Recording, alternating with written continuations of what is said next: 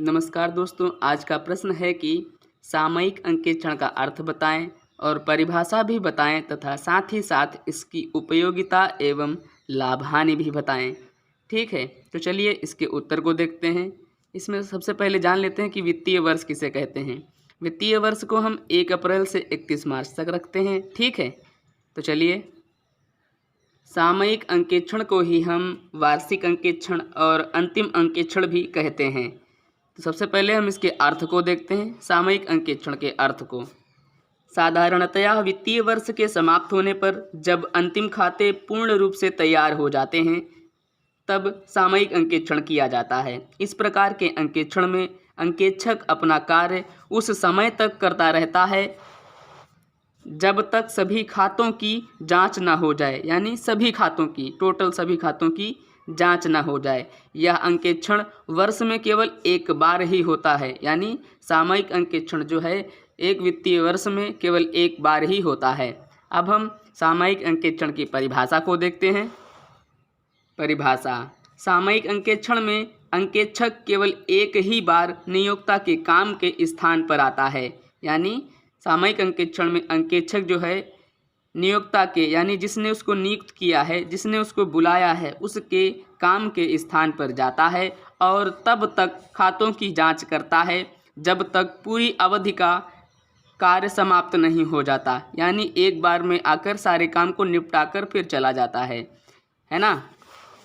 सामयिक अंकेक्षण उन संस्थाओं में पाया जाता है जहां निम्न बातें पाई जाती हैं। पहली, जहां लेन देन की संख्या कम हो। दूसरी बात, जहां अंतरिम जांच पद्धति व्यवहार में लाई जाती हो। ठीक है। तीसरी बात, जहां अंतिम खाते शीघ्र तैयार करने की आवश्यकता ना हो, वहां पर सामयिक अंकेक्षण उपयोग में लाया जाता है। चौथी बात, जहां विस्तृत एवं गहन जांच जरूरी ना हो। पांचवी बात, जहां वर्ष के मध्य में अंतरिम खाते बनाने की आवश्यकता नहीं पड़ती हो, वहां सामयिक अंकेक्षण उपयोग में लाया जाता है। ठीक है। अब बात करते हैं सामयिक अंकेक्षण की उपयोगिता की।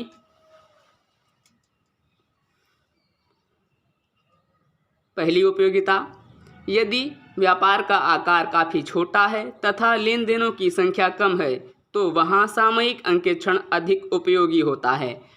दूसरी, जिन व्यवसायों में विस्तृत एवं गहन जांच की आवश्यकता नहीं होती है तो वहां सामयिक अंकेक्षण ही ठीक रहता है। तीसरी उपयोगिता, यदि संस्था को अंतिम खातों की तुरंत आवश्यकता ना हो तो वहां भी सामयिक अंकेक्षण ही ठीक रहता है।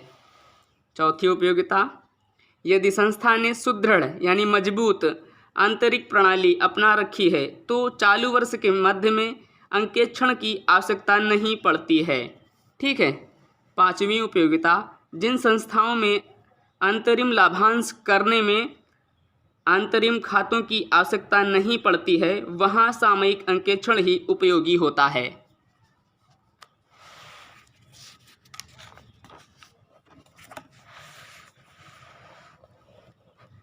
अब बात करते हैं सामयिक अंकेक्षण के लाभों की।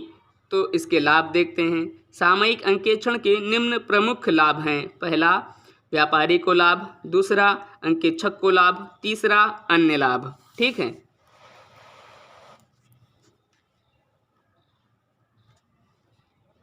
पहला देखते हैं व्यापारी को लाभ। पहला पॉइंट, चूंकि यह अंकेक्षण वर्ष के अंत में कराया जाता है अतः व्यापारी को सुविधाजनक होता है।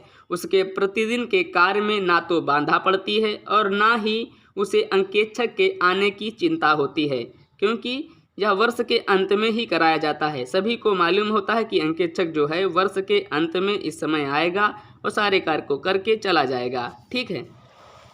दूसरा पॉइंट, चालू अंकेक्षक की तुलना में इस पर व्यय कम होता है अतः छोटे छोटे व्यापारी भी इसे अपनाकर अंकेक्षक के लाभ को प्राप्त कर सकते हैं। यानी जब एक ही बार आएगा तो कम शुल्क लगेगा, चालू अंकेक्षण की तरह नहीं होगा, क्योंकि चालू अंकेक्षण में लगातार वर्ष भर आता ही रहता है और सामयिक अंकेक्षण में वित्तीय वर्ष में केवल एक बार ही आता है, इससे इसमें कम शुल्क भी लगता है।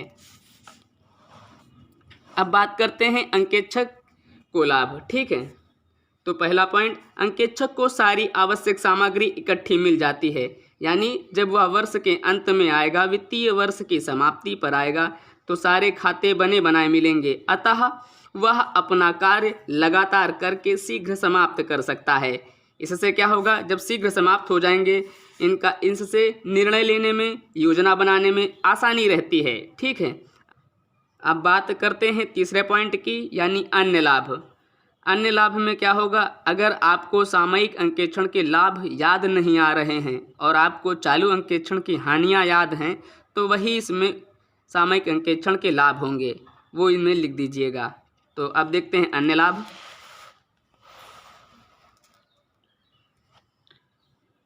अपनी विशेषताओं के कारण सामयिक अंकेक्षण अत्यंत लोकप्रिय हो गया है।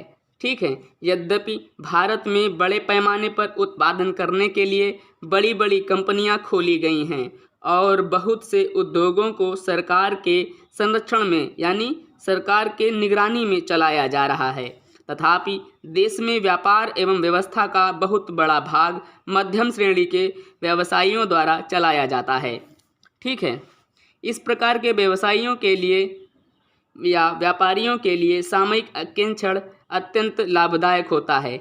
इससे क्या होगा कि सामयिक अंकेक्षण से अंकेक्षक जो है वर्ष के अंत में आता है और सारे खाते बने बनाए मिलते हैं, जिससे उसको जांचने में आसानी होती है और जल्दी भी हो जाते हैं सारे कार्य। अब बात करते हैं सामयिक अंकेक्षण की हानियों की। सामयिक अंकेक्षण की निम्न प्रमुख हानियां हैं। पहला, अंकेक्षण संबंधी हानियां। दूसरा, नियोक्ता को प्रत्यक्ष हानि। तीसरा, कर्मचारी संबंधी हानियां। चौथा, अन्य हानियां। तो पहला है अंकेक्षण संबंधी हानियां। चालू अंकेक्षण वर्ष पर्यंत चलता है, अतः इसमें जितनी गहराई तक जाया जा सकता है उतना सामयिक अंकेक्षण में जाना बहुधा संभव नहीं होता। परंतु इसका यह अर्थ भी नहीं लगाना चाहिए कि अंकेक्षण में जांच ठीक नहीं होती, यानी सामयिक अंकेक्षण में जांच ठीक नहीं होती, ऐसा नहीं होता है। ठीक है,